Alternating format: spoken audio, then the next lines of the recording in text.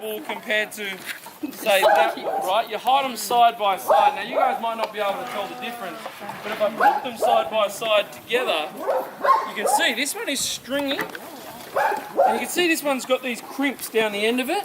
Now, if you feel them, this one feels really soft. This one feels like cheap carpet. Sorry. Because that's exactly what's made with it, is cheap carpet.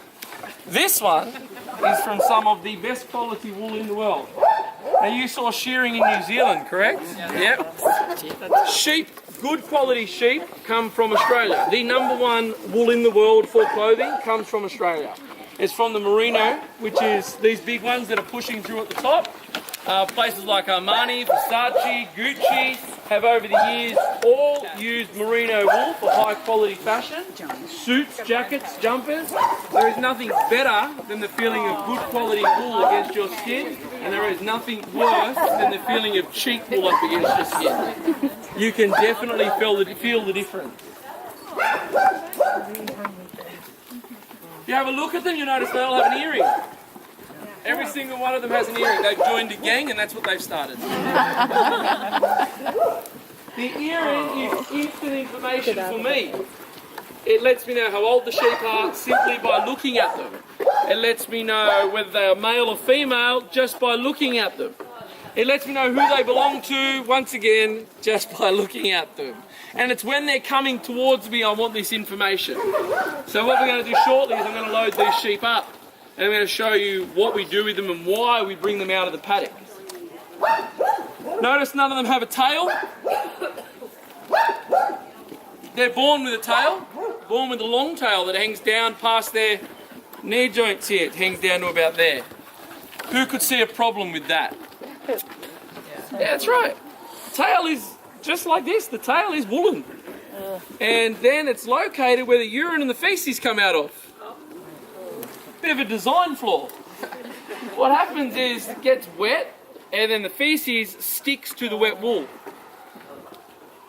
Sheep didn't always have this wool that needed to be shorn from them. In Spain, hundreds of years ago, man started to get sheep and crossbreed them and try to take the wool, the hair part of it out.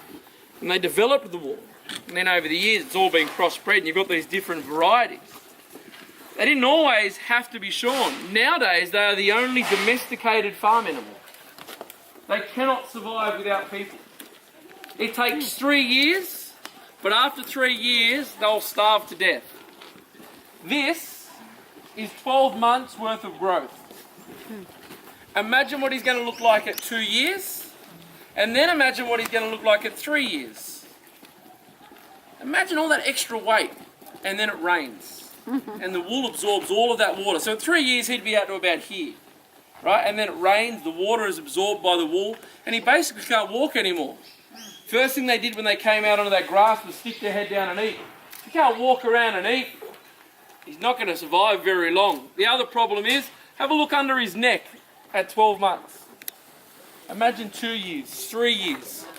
All right, it's going to restrict him from putting his head down to eat.